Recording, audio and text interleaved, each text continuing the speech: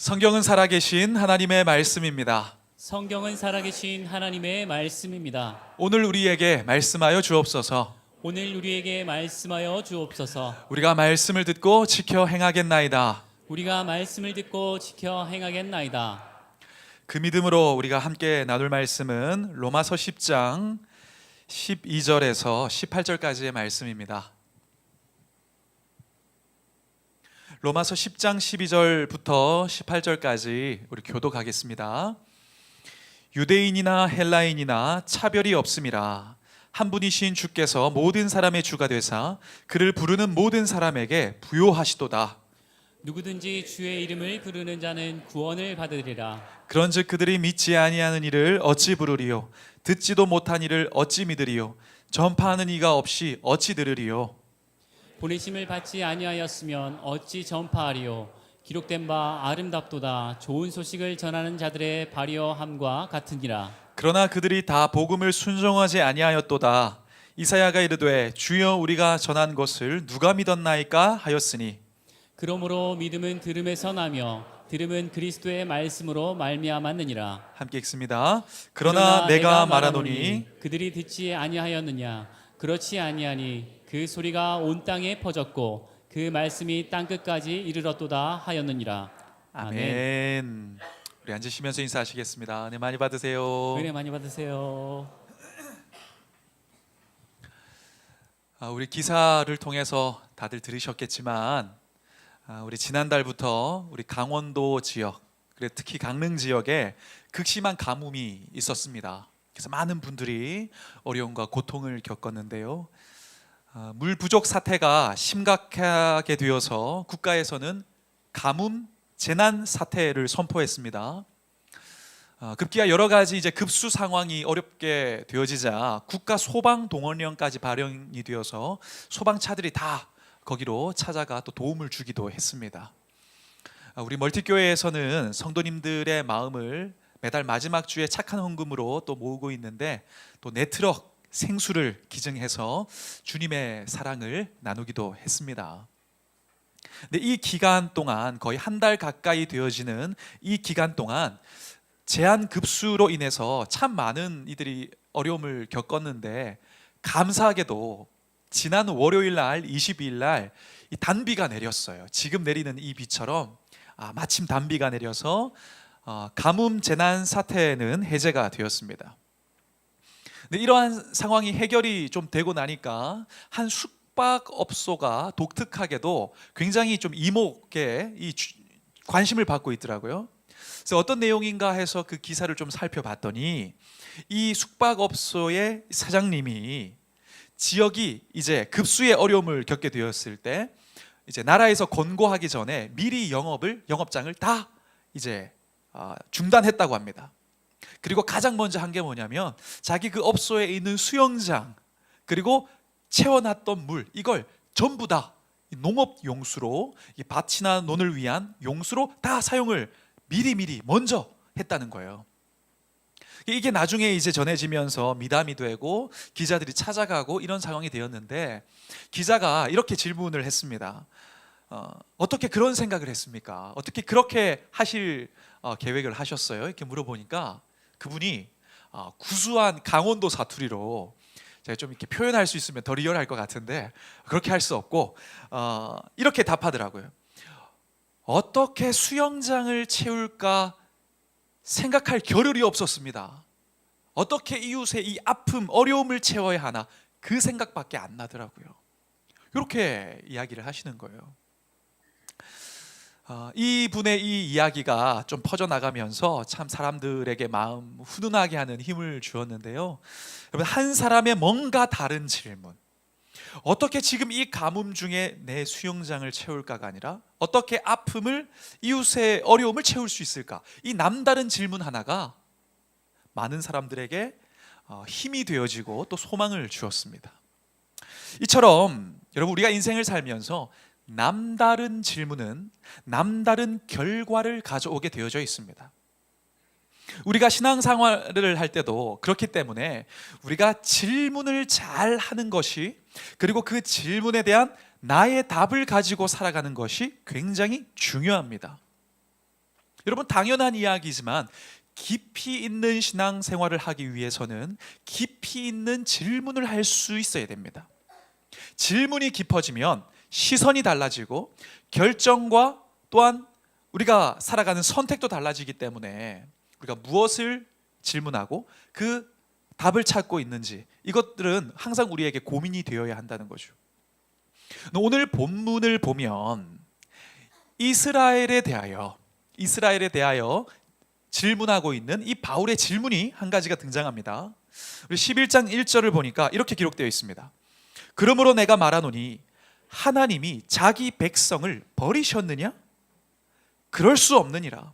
나도 이스라엘인이요 아브라함의 씨에서 난 자요 베냐민 지파라. 우리가 로마서를 살펴보면서 지금까지 쭉 함께 보았지만, 여러분, 바울은 지금까지 행위에 의하여 구원을 얻으려고 하는, 자신들이 의로워지려고 하는 이 이스라엘 백성들에 대하여 이 어리석음을 강하게 지금까지 지적했었습니다. 변질된 복음으로 말미암아 온전한 믿음을 미혹하는 그들을 강하게 책망하고 나아가 하나님의 진노를 경고하기도 했습니다. 그런데 바로 그런 이스라엘을 향하여 바울이 오늘 질문하고 있는 거죠. 그렇다면 하나님이 이스라엘을 버린 것인가? 우리가 인간적으로 답하면 그런 것 같다 이렇게 이야기하겠지만, 바울은 여기에 대하여 이렇게 답하고 있습니다. 그럴 수가 없느니라. 지금은 비록 하나님의 그 놀라운 구원 사역, 그 구속 사역의 진행을 위하여 이스라엘이 잠깐 강팍해지고 그로 말미암아 이방으로 복음이 나아가 이방인들이 구원을 받고 있지만, 이로 인해 이 유대인들이 일부 완악하게 되어지지만 결코 버림받은 것은 아니다. 이방인의 수가 충만한 데까지 다 차게 되어지면 다시 이스라엘도 회복되어 구원받는 놀라운 역사가 있을 것이라고 바울은 이야기하고 있는 겁니다. 이에 대하여 25절 이하를 보니까 이렇게 이야기하죠. 형제들아, 너희가 스스로 지혜 있다 하면서, 이게 지금 이방인들 가운데 야, 유대인들 별거 아니네, 우리가 훨씬 탁월하네, 이렇게 생각하는 이방인들을 향하여 이야기하는 겁니다. 너희가 스스로 지혜 있다면서 이 신비를 너희가 모르기를 내가 원하지 아니하노니, 이 신비는 이방인의 충만한 수가 들어오기까지 이스라엘의 덜어는 우둔하게 된 것이라. 그리하여 온 이스라엘이 구원을 받으리라. 지금 현재에도 이스라엘의 유대인들 중에서 예수님을 믿는 사람들은 2%밖에 안 됩니다. 그 중에서도 거의 이제 아랍인들인데, 근데 말세가 되면 어떤 일들이 일어난다는 거예요? 이방인의 수가 충만하게 차게 되어지면 놀랍게도 이스라엘 사람들의 회복과 회개가 있게 된다는 것입니다. 근데 만약 바울이 지금 그 당시에 복음을 거절하고 완악한 모습으로 고집을 부리는 이 이스라엘을 적당한 인식과 그냥 가벼운 감정으로 그들을 취급하고 판단했다면 여러분 어떻게 이야기했을까요? 여러분 아마도 냉소적인 판단과 정죄만 쏟아 놓아내었을 것입니다. 왜냐하면 바울도 당한 게 많거든요. 그 믿지 않는 유대인들 때문에 얼마나 도망가고 고통받고 죽임의 위협을 당하고 그렇게 했었습니까? 그러나 바울은 그들을 미워하지 않았습니다. 오히려 자신의 민족을 향한 애타는 갈망과 그 소중한 사랑의 마음이 있었어요. 그래서 그들의 회복을 향한 깊은 영적인 질문이 있었고, 그 질문에 대한 묵상이 있었고, 자기 감정이 아니라 하나님께서 계시하여 주신 답이 그에게 있었습니다. 이스라엘도 소망이 있구나. 오늘날 많은 사람들은 약육강식의 세상을 살면서 나름의 질문과 나름의 답을 붙잡고 살아갑니다. 어떻게 더 탁월할 수 있을 것인가? 앞서갈 수 있을 것인가? 더 가지고 올라설 수 있을 것인가? 분주하게 질문하고 답을 찾고 투쟁합니다. 하지만 우리는 우리의 인생 가운데 수많은 질문이 있을 때 먼저 그 모든 질문보다 먼저 말씀이 우리 인생을 향하여 던지는 질문에 대해서 답을 가지고 살아가야 합니다. 영적 질문들에 대해서 우리가 답을 묵상하며 찾아야 된다는 거죠. 그래야 인생에서 가장 중요한 것들을, 핵심 가치들을 놓치지 않고 주님께서 우리를 인도하시는 그 부르신 길을 우리가 걸어갈 수 있습니다. 여러분, 우리의 인생 가운데 많은 질문이 있을 거예요. 그러나 해야 할 질문을 먼저 하시길 바랍니다. 지나가 버릴 육적인 질문만 가득 쌓아놓은 상태에서 살아가는 것이 아니라 영적인 질문들 앞에 먼저 서야 합니다. 성경이, 말씀이, 주님께서 우리를 향하여 던지는 그런 영적인 질문들에 대한 답을 할 수 있을 때 우리는 중심을 잡고 흔들려도 끝까지 주의 부르신 길을 걸어가게 될 것입니다. 베드로전서 3장 15절을 보니까 이렇게 기록합니다. 여러분이 가지고 있는 소망에 관해 묻는 사람들에게 대답할 말을 준비해 두십시오. 차원이 다른 영적 질문들에 대하여 나의 대답이 준비된 자로 살아가시길 축원합니다. 그럴 때 무질서하고 분주한 세상 속에서도 방향을 잃지 않고 천성성도의 길을 가는, 천국 백성의 길을 꾸준히 걸어가는 그런 놀라운 승리와 은혜를 우리가 경험하게 될 것입니다. 그래서 오늘은 그렇다면 우리가 우리 자신을 향해서 무엇을 질문해야 되는가? 오늘 본문을 근거로 두 가지 질문을 한번 던져보려고 합니다. 나의 대답이 확실하게 있으시길 축원합니다. 첫 번째, 우리는 어떤 질문을 던져야 되는가? 하나님의 본심을 아는가? 나는 하나님의 본심을 알고 있는가? 이 질문을 던져야 된다는 거죠. 우리 12절과 13절의 말씀을 같이 한번 읽어보겠습니다. 유대인이나 헬라인이나 차별이 없음이라 한 분이신 주께서 모든 사람의 주가 되사 그를 부르는 모든 사람에게 부요하시도다. 누구든지 주의 이름을 부르는 자는 구원을 받으리라. 아멘. 바울은 예수님을 믿고 그의 이름을 부르는 자, 예수 그리스도의 이름을 부르는 자는 누구든지 구원을 받는다고 지금 선언하고 선포하고 있습니다. 근데 여기서 부른다는 것은 그냥 습관적으로 아무 의미 없이 예수님 이렇게 부르는 걸 의미하는 게 아니라 신앙 고백으로서의 부름을 의미합니다. 즉 다시 말해 유대인이든 이방인이든 그 어떤 상태 가운데 있는 사람들이든 내 죄를 예수님께서 대신 지고 가셨고 그 주님은 나의 구원자이시다. 그분은 내 인생의 이제 주인이시다. 이 신앙 고백을 하면 구원을 받는다는 거죠.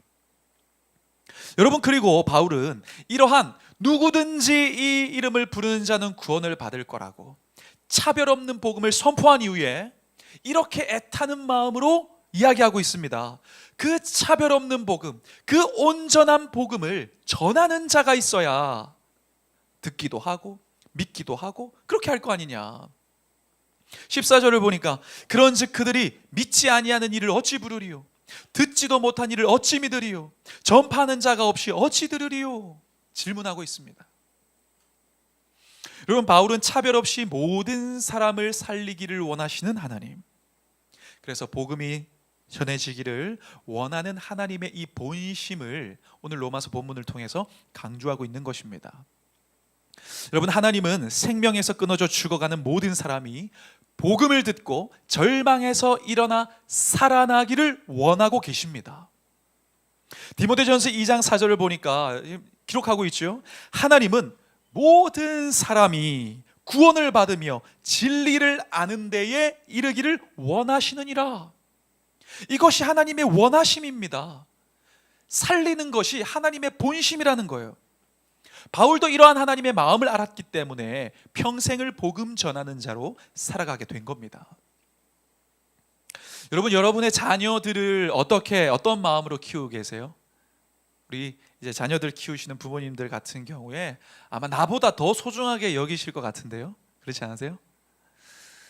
우리 지난 생수 예배 때 우리 이야기 중에 잠깐 나온, 이제 말씀 중에 나온 이야기지만, 부모님들 차 뒤에 그 위급시 아이부터 구해주세요 스티커 붙이잖아요. 전 그게 진짜 부모님 마음인 것 같아요. 야, 긴급할 때 내가 죽어도 내 자식은 살려야 된다. 이게 지금 부모의 마음인 거잖아요. 근데 여러분, 만약에 여러분의 자녀의 그런 자녀의 숨이 막 넘어가고 있으면 여러분 어떻게 하시겠어요? 피곤하다고 그냥 주무실 거예요? 모든 수단과 방법을 가리지 않고 그 자녀의 숨을 돌리기 위해서 애쓰시지 않겠습니까? 이거 계산이 끼어들 틈이 없는 사랑인 거예요. 근데 하나님께서 바로 그런 사랑으로 우리를 살리신 겁니다. 이 자리에 예수님을 믿는다고 고백하는 여러분들 중에 예외될 사람은 아무도 없습니다. 나의 힘과 능력이 아니라 계산이, 내가 보좌를 버리고 이 땅에 가면 어떻게 될까? 그런 계산이 끼어들 틈이 없는 사랑이 우리를 살렸습니다. 요한일서 4장 9절을 보니까 이렇게 기록하고 있죠. 하나님의 사랑이 우리에게 어떻게 나타낸 바가 되었으니, 이렇게 나타난 바가 되었으니 하나님이 자기의 독생자를 세상에 보내심은 그로 말미암아 우리를 살리려 하심이라. 이게 우리를 향한 주님의 마음이었고 세상을 향해 감추어진 주님의 본심이라는 거예요. 그러니 여러분, 살아난 우리는 기억해야 합니다. 나의 절망은 끝났지만 하나님의 애통은 끝나지 않았다는 사실. 나를 향한 저주는 끊겼지만 세상을 향해 흘러가는 저주는 아직 끝나지 않았다는 사실. 주님의 애통은 끝나지 않았다는 것을 우리는 기억해야 합니다. 하나님은 여전히 사무치는 아픔으로 그 영혼들을 바라보고 계신 겁니다.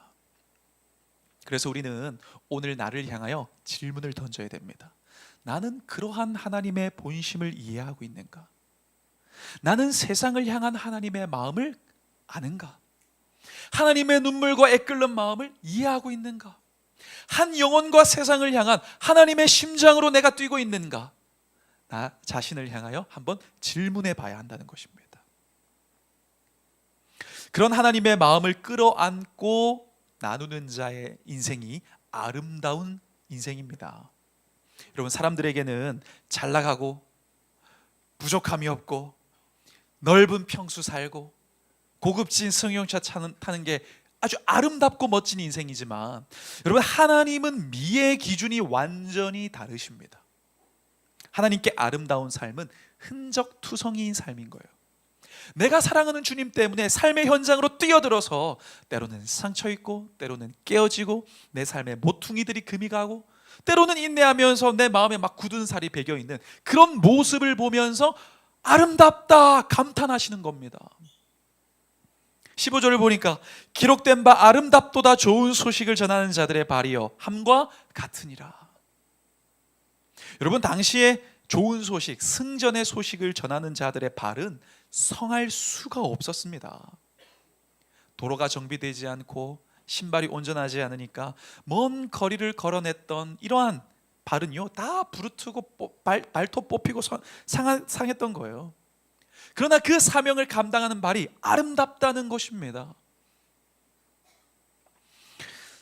여러분, 아베베 비킬라라는 마라톤 선수 혹시 아십니까? 맨발의 아베베, 뭐 그런 이제 별칭으로 더 이제 유명하기도 한데, 그 사진을 하나 잠깐 보시면 이 사진이 세상에서 가장 아름다운 발이라는 제목으로 유명했던 사진입니다. 인간적으로 보면 저 발이 전혀 아름답지 않죠. 예, 아름답지 않습니다. 근데 왜 사람들이 이 발을 아름답다고 할까요? 이 발의 모든 흔적은 그의 인생을 해석해 주기 때문입니다. 후보 선수로 실전에서 뛰지도 못할 선수인데 그냥 얼떨결에 한 선수가 아파서 뛰게 되었다가 우승을 해버린 그의 과거의 삶이 얼마나 땀 흘리고 또 시작하고 또 도전하고 또 눈물 흘리고 또 포기하지 않고 시작했는지 그의 인생을 설명해 주는 발이기 때문에 아름답다고 하는 것이겠죠. 여러분, 우리의 인생도 바로 이러한 흔적투성이인 아름다운 발처럼 되어지기를 소망합니다. 훗날 하나님 앞에 섰을 때 내가 장황하게 설명하지 않아도, 그때 그 일에 대한 주석을 막 달지 않아도 주님께서 딱 나를 보시고 그냥 그 존재 자체로 인정해 주시고 나의 수고와 사랑이 설명되는 존재, 주님을 향한, 주님으로 인한 흔적이 가득한 그런 아름다운 인생이 되었으면 좋겠습니다. 여러분, 바울도 그런 흔적들이 여기저기 있었다는 거 아시죠? 복음을 전하면서 깨지고 또 실패하고 무시당하고 매에 맞아 터지고, 아마 그 중에 가장 깊은 흔적은 동족으로부터 받은 그 질타와 모욕과 내면의 아픔이었을 거예요. 근데 그런 바울이 이렇게 고백하고 있지 않습니까?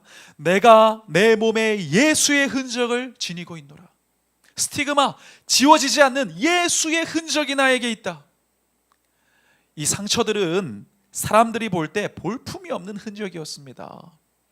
누구 하나 알아줄 그런 흔적이 아니었어요. 그러나 주님이 보실 때는 가장 아름다운 흔적이요, 바울을 설명해 주는 영적인 훈장과 같았습니다. 여러분, 우리가 바로 그러한 삶을 구하면서 이제는 하나님의 마음을, 그 본심을 품고 익숙한 사람들을 낯설게 볼 수 있기를 소망합니다. 여러분, 하나님의 시선으로 보면 창조주를 떠나 있는 존재는 뿌리가 뽑혀 있는 꽃과 같습니다. 잠깐 화려하게 필 수 있지만 결국 죽게 되는 거예요. 여러분의 소중한 그 누군가의 뿌리가 생명으로부터 뽑혀 있다면 가장 귀한 생명을 전하시길 바랍니다. 복음을 통해 다시 생명과 이어지고 그를 가꾸시고 살리시고 키워내시는 창조주의 손에 붙들리는 것보다 우리가 할 수 있는 최선의 것은 없습니다. 이전에 로렌 에이슬리의 불가사리를 던지는 사람이라는 짧은 글을 보았는데 제가 잠깐 한번 읽어드리겠습니다. 이런 내용입니다.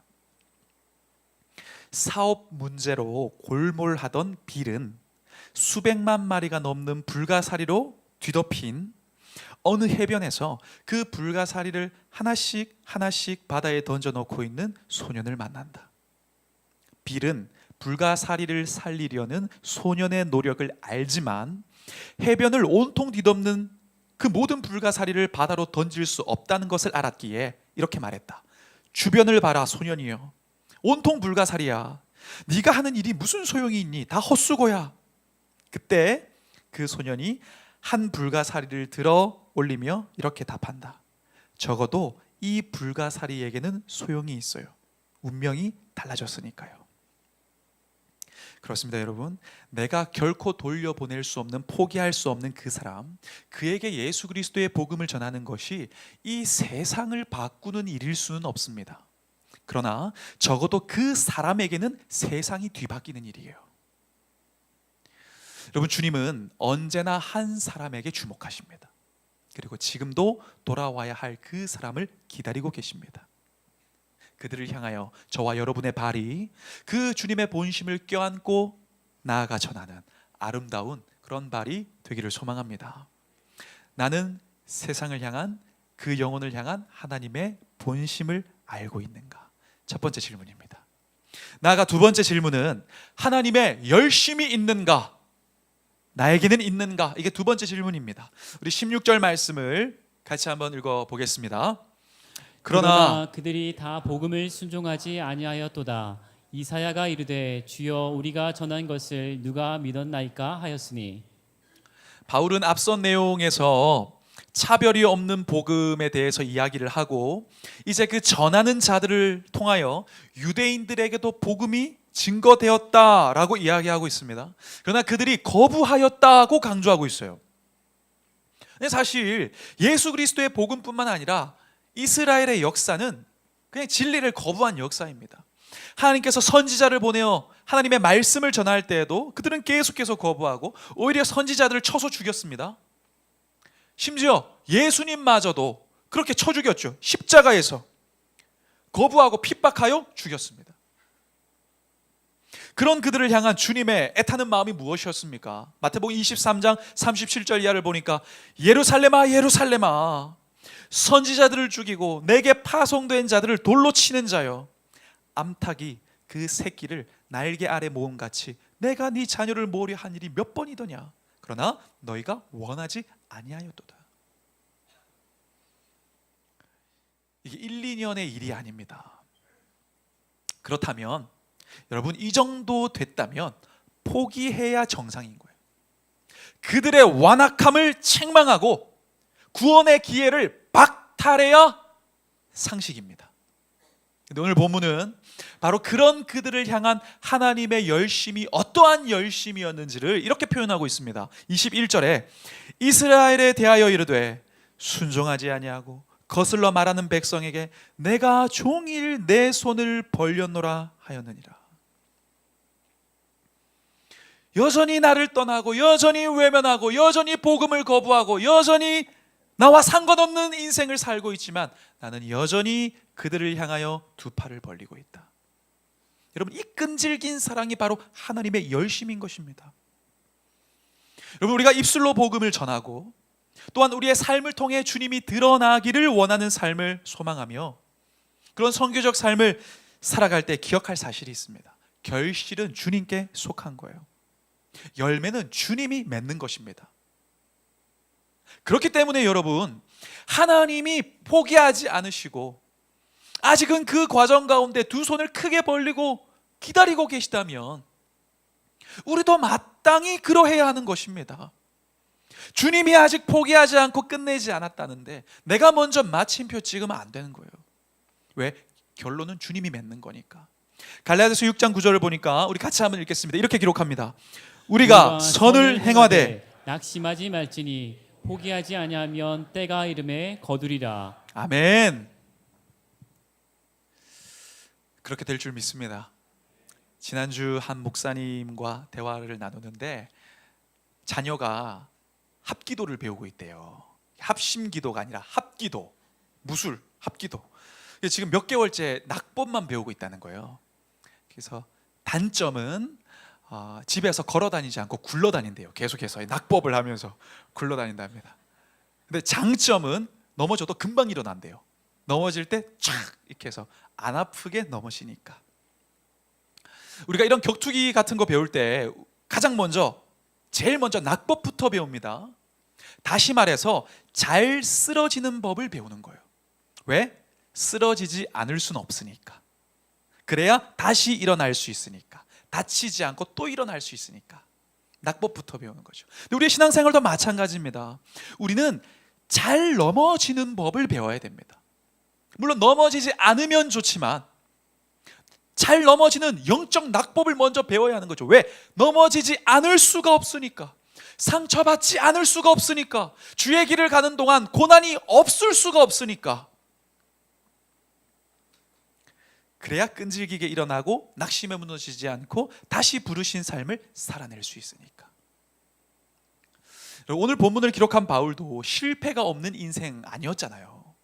계속해서 그 전함과 섬김은 무시의 연속이었고 물론 부응할 때도 있었지만 대부분 그의 헌신은 보장이 없는, 내일을 알 수 없는 그런 인내와 충성의 반복이었습니다. 하지만 그는 넘어졌지만 잘 넘어졌어요. 영적 낙법을 제대로 했습니다. 실패와 좌절을 통해서 넘어질 때도 주님이 하실 일을 바라보면서 넘어졌고 그가 완전히 육체적으로 다운되고 모든 것을 포기하고 싶을 때도 하나님이 예비하신 면류관을 바라보며 넘어졌어요. 제대로 넘어진 거죠. 그러니 다시 일어나는 겁니다.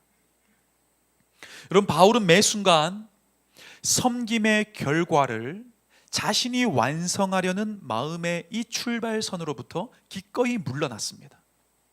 변화와 결실은 주님께 속한 영역임을 믿었고 시작하신 하나님이 성취하실 것을 또한 믿었습니다. 그러니까 다시 일어나게 되는 것입니다.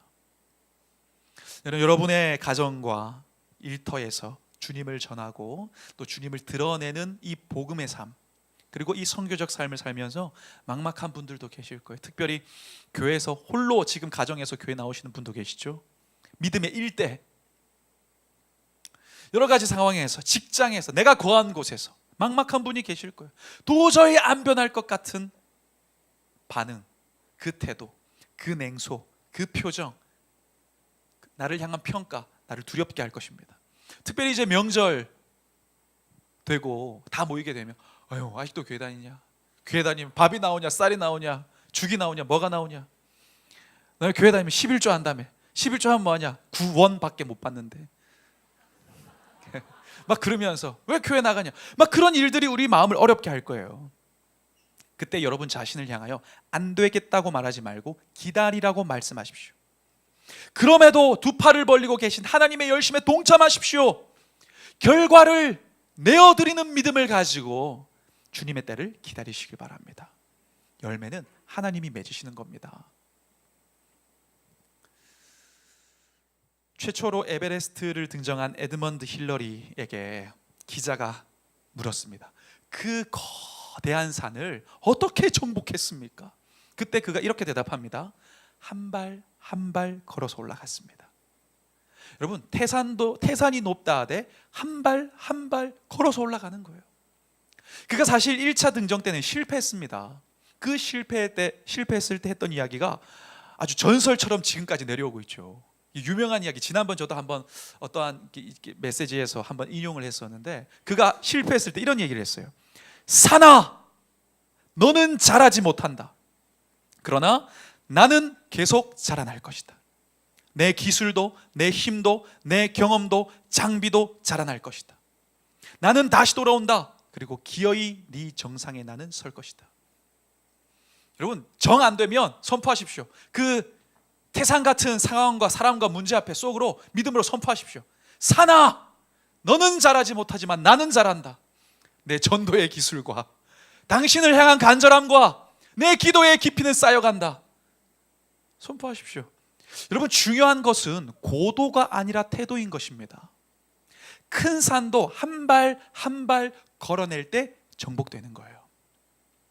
거대한 산을 마주하는 나의 믿음과 태도가 최종 승리를 향해 나아가는 동력, 능력이 됨을 기억하시면 좋겠습니다. 여러분, 그 과정 가운데서 혹 상처와 부담과 아픔과 손해가 있다면 하나님께서 그걸 보시고 아름답다고 하실 거예요. 그러니 담대하시길 바랍니다. 그 손실의 가치를 하나님은 다 일일이 계수하고 계십니다. 단 하나의 수고도 낭비하지 않고 하나님의 계획을 완성하는 재료로 사용하실 거예요. 여러분, 하나님을 기쁘시게 하는 삶, 이것이 우리의 절대적 인생의 가치가 되어야 함을 여러분 동의하십니까? 그렇다면 하나님 언제 가장 기뻐하시는지를 우리가 알아야 합니다. 누가복음 15장 7절 보니까 우리 같이 한번 읽습니다. 내가 너희에게 이르노니, 이와 같이 죄인 한 사람이 회개하면 하늘에서는 회개할 것 없는 의인 99으로 말미암아 기뻐하는 것보다 더하리라. 아멘. 여러분, 이 마음을 우리가 기억하면서, 여러분, 자전거는요, 두 페달을 열심히 저을 때 넘어지지 않습니다. 열심히 저을 때. 우리도 마찬가지예요. 세상을 향한 하나님의 마음을 품고 그 열심을 품고 전력의 삶을 살아갈 때에 우리가 흔들리지 않을 수 있습니다. 오히려 적당히 할 때 내가 충전될 것 같지만 오히려 전력을 다할 때 에너지가 공급된다는 거예요. 오히려 소진할 때 채우신다는 거예요. 저수지의 물을 가두어두면 썩지만 내보내면 새로운 물로 채워지는 것처럼 새로운 기름 부으신 것, 새로운 지혜와 새로운 능력을 언제요? 전력의 삶을 살아갈 때 공급하신다는 거예요. 여러분, 이 사실을 기억하고 주어진 일상에서 다시 복음과 믿음의 페달을 열심히 밟는, 힘차게 밟는 우리가 되기를 주의 이름으로 축원합니다. 타이밍이 중요한 것 같아요. 저도 한 그 편의점 사장님하고 관계 맺기를 하다가 어느 날 딴 데로 간다고 하시더라고요. 사장님이 바뀌었어요. 많은 후회를 하고 있습니다. 여러분, 때가 있습니다. 그 때를 놓치지 마시고 전력으로 페달질하면 주님께서 놀라운 일들을 우리를 통하여 일하실 것이고, 그리 아니하실지라도 뿌려진 씨에 대한 열매를 주께서 맺으실 줄 믿습니다. 말씀 마무리하려고 합니다. 서두에 말씀드린 것처럼 우리는 말씀이 나를 향하여 던지고 있는 많은 영적 질문들에 대한 나의 대답이 준비된 자로 살아야 됩니다. 너 나를 사랑하니? 너에게는 나의 마음이 있니? 너는 무엇을 위해서 살아가니? 이런 많은 질문들에 대하여 나는 무엇을 답할 것인가? 이 답이 있어야 무질서한 세상 가운데서 방향을 잃지 않고 주님께서 의도하신 길을 가는 성도로 살아갈 수 있습니다. 그런 면에서 오늘 본문이 우리를 향하여 던지고 있는 두 가지 질문 우리가 함께 나누었습니다. 나는 하나님의 본심을 알고 있는가? 그 세상을 향한, 영혼을 향한 애끓는 마음을 나는 얼마나 공감하고 이해하고 있는가? 또한 하나님의 열심이 나에게 있는가? 죽기까지 내어놓으신 그 열심으로 내가 살았는데 나는 어떠한 열심을 가지고 살아가고 있는가? 이 두 가지 질문에 대하여 우리가 아멘할 수 있다면 마른 뼈도 살리시고 회복케 하시는 주님의 은혜를 우리가 경험하게 되고, 혹 지금 우리의 때에 보지 못하더라도 주님 품에 있을 때 반드시 보게 될 줄 믿습니다. 이 소망으로 우리의 삶을 살아내는 이 질문에 나의 대답을 할 수 있는 우리 모두가 되기를 주님의 이름으로 축원합니다. 우리 그 마음으로 우리 이 찬양을 함께 고백하시죠.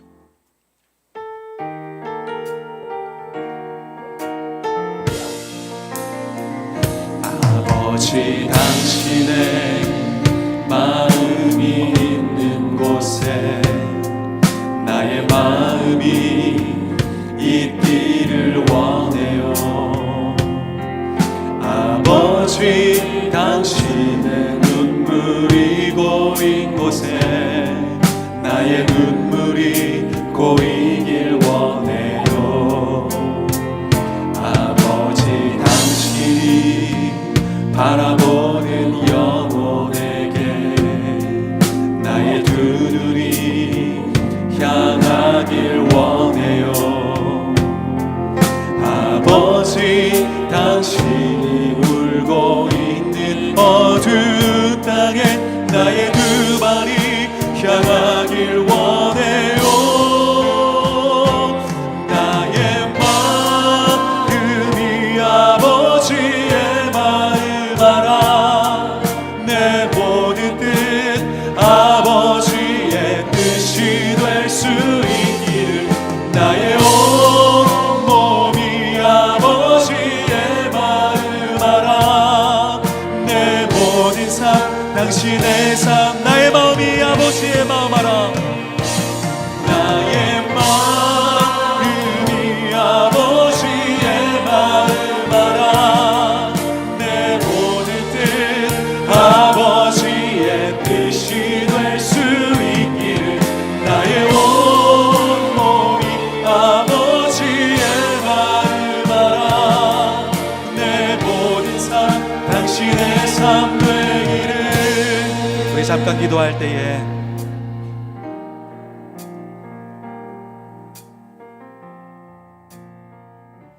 내가 가장 사랑하는 사람, 절대 놓칠 수 없는 사람, 꼭 잘 돼야 되는 사람, 진짜 행복을 누려야 되는 사람, 우리 그 사람을 위해서 중보하겠습니다. 하나님, 그에게 복음의 은혜가 전해지게 하시고 나의 발걸음이 주님의 본심을 품고 나아가는 아름다운 발걸음이 되게 하시고, 하나님, 그 복음으로 말미암아 그가 주님의 자녀가 되는 은혜가 있게 하여 주옵소서. 또한 이미 신앙생활하고 있지만 아직 완전히 주님을 향한 믿음이 온전치 못하다면 주님께서 또한 은혜와 사랑을 부어주셔서 그의 믿음이 장성한 분량까지 자라게 하여 주시옵소서. 그를 향한 우리 주님의 마음을 품고 우리 함께 중보하며 기도하도록 하겠습니다. 함께 기도합니다. 사랑의 아버지 하나님,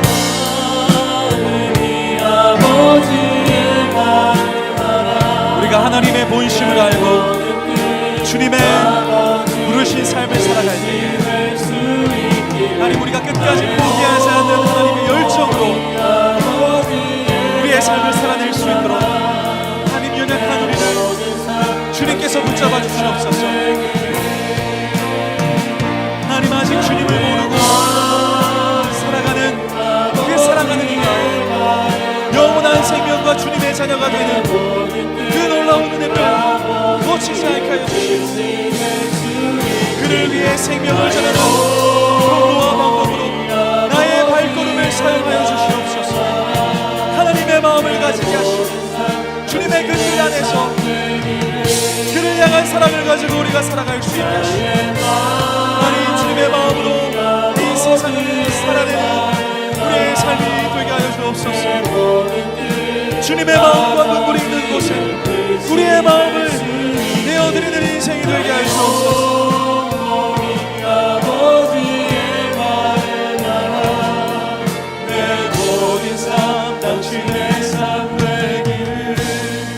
사랑의 아버지 하나님, 우리가 주님의 본심을 알고 세상으로 나아가 그 주님의 열심을 우리가 동일하게 품고 나아가길 소망합니다.